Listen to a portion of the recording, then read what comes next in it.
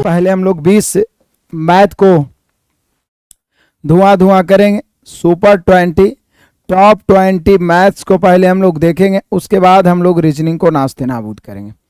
बहुत ही मजेदार है। कह रहा है एक बॉक्स में पेन, पेंसिल और रबड़ 3:1 के अनुपात में है, 3:1 के अनुपात में है। यदि प्रत्येक पेन, पेंसिल, रबड़ के मूल्य 3 रुपये, मतलब संख्या दिया हुआ है, फिर उसके मूल्य भी दिए हुए हैं।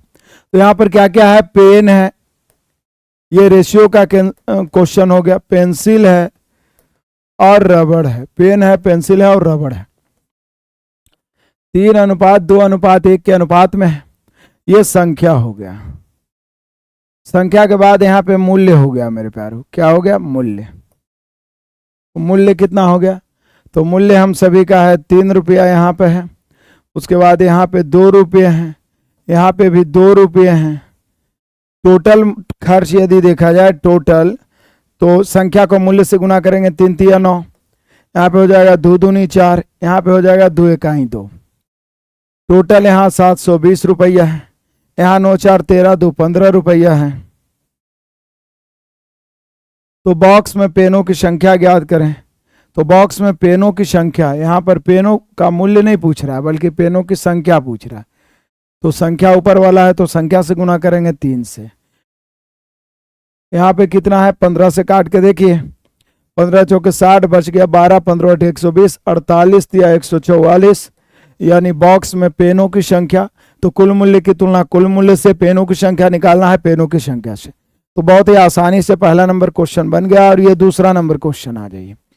कहता है अल्फा बीटा की आयु का अनुपात 2:5 है। यदि उनकी आयु का योग 315 है तो बीच का अंतर। बोले सर अल्फा और बीटा की आयु का अनुपात 2:3 है, 2:5 है। इनकी आयु का योग है 315, यहाँ पर योग है 7। निकालना क्या है, अंतर। तो बोलिए सर अंतर 2 और 5 में 3 का अंतर है। इसको कैलकुलेट करिए, 7 से काटिए, 3 से गुना करिए। जल्दी से बताइएगा मेरे शेर बहादुरों की आंसर क्या होगा। क्लियर है? कोई दिक्कत परेशानी हो तो बताइएगा।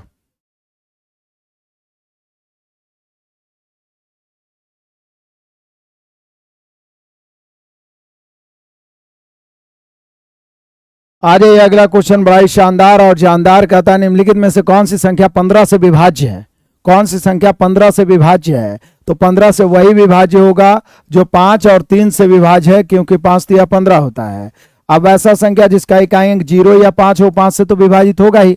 वैसी संख्या जिसका इकाई अंक 0 या 5 हो वो 5 से विभाजित होगा ही। तो 0 तो है सब में, तो 5 से सब विभाजित है। 3 से विभाजता का नियम है, जिसके अंकों का योग 3 से कट जाए वो पूरी संख्या 3 से विभाज्य हो जाएगा, वो पूरी संख्या 3 से विभाज्य हो जाएगा। तो देखिए 0 तो छोड़िए दीजिए, 8 4 12 12 और 9 7 16, 9 7 16 4 20 8 28, ये नहीं कट रहा है 3 से। 8 4 12 9 6 15, 15 12 27, या 9 6 15 15 4 19, मतलब ये जो है 3 और 5 दोनों से कट रहा है। तो कंफर्म है कि ये 15 से भी कटेगा। और ऐसा ऑप्शन कोई एक ही होगा तो आगे चेक करने की जरूरत नहीं है। या एक दिया हुआ है लाइन ग्राफ, इसको बोलते हैं लाइन ग्राफ। डीआई में लाइन ग्राफ पढ़ना है। क्वेश्चन पढ़ लीजिए, नीचे दे ग्राफ का अध्ययन करें और उत्तर दें। एक्स और वाई द्वारा वर्ष 2001 से 2006 के लिए वाहनों के निर्माण की संख्या 1000 में दी गई है। ऐसे नीचे लिख दिया गया, ऊपर ग्राफ नहीं भी देखिएगा तो देखिए 2001 में x 46 है, 1000 में, 2002 में 50 है, 2003 में 58 है, x है और फिर नीचे y है।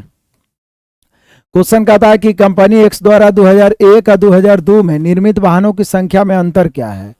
तो 2001 में x का 2001 में 46 है और 2002 में 50 है। x का 2001 में 46 है और 2002 में उत्पादन 50 है। तो ये दोनों में अंतर कितना का, 4 का। 1000 में पूछेगा तो 4000, क्योंकि 1000 में दिया हुआ है, तो यहाँ 4 का अंतर हो गया। आगे बढ़ते हैं मेरे बहादुरों। कंपनी x और कंपनी y के बीच उत्पादन का अंतर दिए गए वर्षों में किस वर्ष सबसे कम है। कहता किस वर्ष है जो कंपनी x और y का जो अंतर है सबसे कम है, किस वर्ष। तो देखिए 2001 में 46 और 90 है तो यहाँ 44 का अंतर है। ये 50 और 76 है तो यहाँ 26 का अंतर है। ये 58 और 86 है, 16 में से 8 घट गया 8, 7 में से 5 28 का अंतर है। यहाँ देखिए 5 में से घट गया 4, 8 में से 14 का अंतर है। यहाँ 15 में 6 घट गया 9, आई बच गया 6 में से 3 गया 3, 39। 80 में से 43 घटेगा तो 37। तो यहाँ बोल रहा है क्या क्वेश्चन में कि सबसे कम अंतर, यहाँ 44 का अंतर, 26 का अंतर, 28 का अंतर, 14, तो सबसे कम अंतर आपको नहीं लग रहा है कि 2004 में है? 2004 में एक्स और वाई कंपनी के उत्पादन में सबसे कम अंतर है, सबसे कम 2004 में था, क्योंकि 2004 में मात्र 14 का अंतर था। 2004 में मात्र 14 का अंतर था मेरे प्यारों। आगे बढ़ जाते हैं। क्वेश्चन नंबर 6 कहते हैं एक प्रतियोगिता में सफल होने के लिए जर्मेलीन को 4 परीक्षाओं में औसतन स्कोर 75 है। 4 परीक्षाओं का औसत कितना है? 75। अच्छा, हम सभी जानते हैं कि ये औसत है, औसत 75 है तो योगफल क्या होगा? औसत 75 है तो योगफल हो जाएगा मेरे प्यारों 5 के 20 के 0 बचा 2, 7 का 28 और 2 30, मतलब 300। इसमें से 3 परीक्षा का घटा दीजिए, इसको जोड़िए। 9 5 14 1 15 के 5 बचा 1 6 6 12 1 13 13 6 19, 195 घटा दीजिए। 300 में 195 घटा दिए तो मुझे लगता है 105 बचेगा। तो चौथा परीक्षा में उसको 105 लाना होगा, तब जाके एवरेज 75 हो पाएगा। आगे बढ़ जाते हैं। क्वेश्चन नंबर 7 कहता है एक दुकानदार ने एक वस्तु 450 में खरीदी और उसे 360 में बेच दिया, हानि प्रतिशत। 450 में खरीदी, 360 में बेच दिया, तो हानि प्रतिशत कितनी होगी? हानि प्रतिशत होगी हानि बटा क्रयमूल्य गुना 100। कितना हानि हो रहा है? 450 और 360, 50 और 40, मतलब 90 की हानि। 90 बटा क्रयमूल्य है 450 गुना 100। हानि प्रतिशत बराबर हानि बटा क्रयमूल्य गुना 100, हानि बटा क्रयमूल्य गुना 100। आगे बढ़ते हैं मेरे प्यारों, बढ़ते चलिए तूफानी अंदाज में। कहता है चतुर्भुजाकार मैदान की भुजाओं का अनुपात 2 3 4 5 है, उसका परिमाप 700 है, तो सबसे छोटी भुजा, चतुर्भुज रहे चाहे त्रिभुज है, परिमाप होता है सभी भुजाओं का योग। आप बोल रहे हैं परिमाप 700, यहाँ परिमाप है मेरे प्यारों 5 4 9 3 12, 12 2 14। ज्ञात करना है सबसे छोटी भुजा, तो आपको नहीं लग रहा 2 सबसे छोटी भुजा, 14 5 70 यानी 50 दूनी 100 100। सबसे छोटी भुजा हो गया 100, सबसे छोटी भुजा हो गया 100। आगे बढ़ते हैं मेरे प्यारों 9 नंबर। कहता है एक वस्तु को 595 में खरीद के 95% हानि पर बेच दिया, तो वस्तु का विक्रय मूल्य ज्ञात करिए। क्रय मूल्य ज्ञात करिए। 595 में बेचा तो 15% हानि, तो इसकी तुलना 85 से, क्रय मूल्य निकालना है 100 से। बहुत ही आसान क्वेश्चन है, आप लोग में से सभी से बनेगा, एकदम काटिए।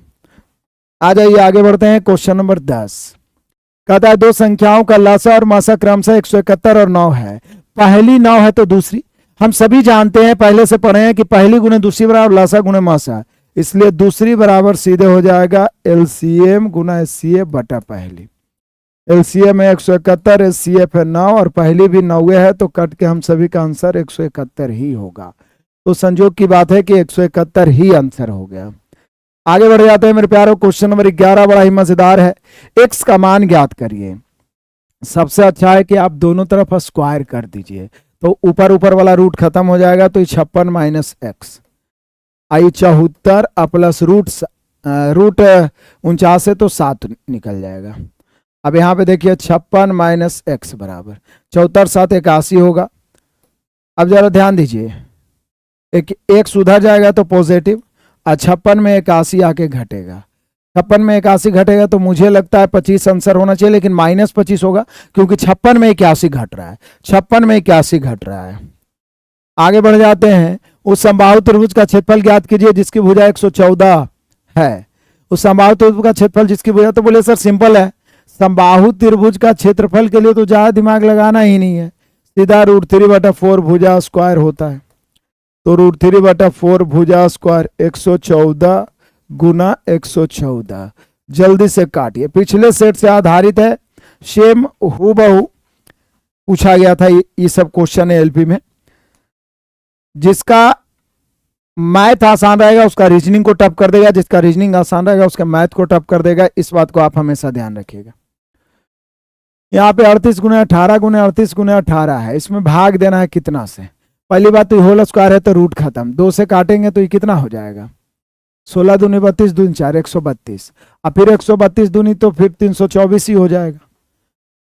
तो बोलिए सर ये भागा है, तो 18 गुना 18 324 होता है, कट ही जाएगा। तो फाइनली बचेगा 38 गुना 38, और 38 गुना 38 मतलब 38 का स्क्वायर, 38 का स्क्वायर 1444 आप सभी को मालूम होगा, 38 का स्क्वायर 1444 होता है, आप सभी को मालूम होगा। चलिए आगे बढ़ते हैं मेरे प्यारों। क्वेश्चन नंबर 14 बड़ा ही लाजवाब है। फ्रैंकलिन दौड़ का पहला हिस्सा मतलब दो हिस्सा में दौड़ को बांट दीजिए। पहला हिस्सा 660 की चाल से, दूसरा 990 की चाल से तय करता है, तो उसका औसत गति क्या होगा? तो बोले सर जब दो बराबर हिस्सा अलग अलग चाल से तय करे तो औसत चाल या औसत गति 2x बटा x प्लस वाई होता है। तो यहाँ 2 गुना 660 गुना 990 और बटा 660 990 के जोड़िए तो 0 9 6 15 के 5 9 6 15 1 16। अब इसको काटिए, कटना ही कटना है, इसको काटिए, अंततः जो बचेगा वही आंसर होगा। अंततः जो बचेगा मेरे प्यारों वही आंसर होगा।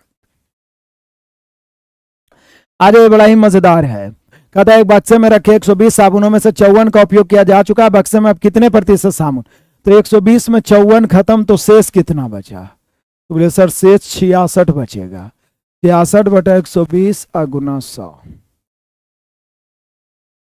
क्योंकि 120 60 60 120 होता है, 54 खत्म 66 बचेगा। काट दिए, 1 शून्य से 1 शून्य, 11 66 और 2 6 के 12, 2 से 5 बार में 11 5 55। तो कितना परसेंट बच रहा है बाबू? 55% बच रहा है। 55% शेष बच रहा है, परसेंट में बदलना है 55%।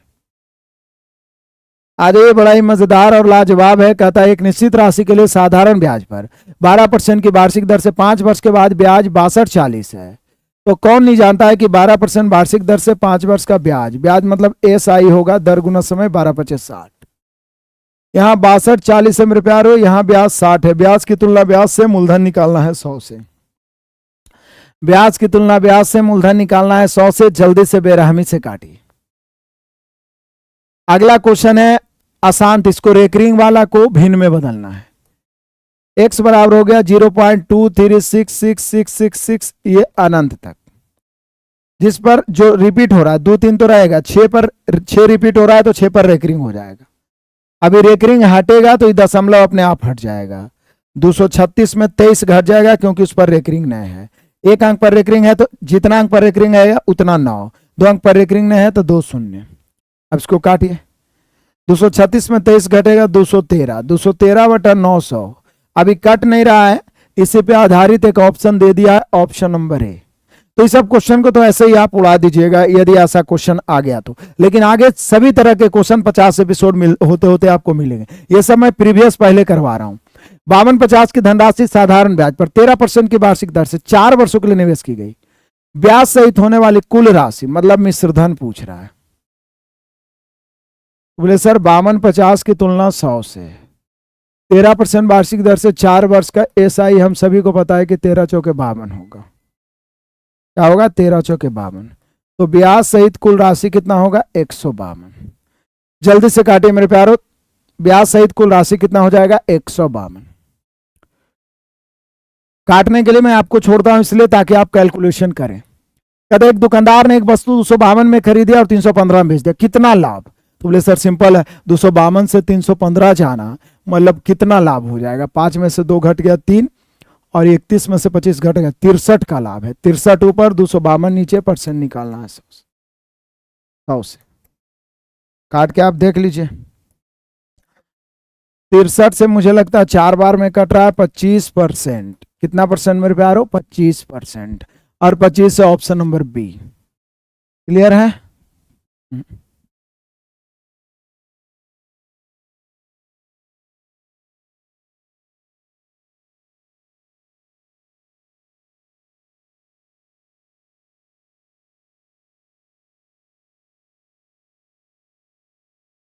Hello hello,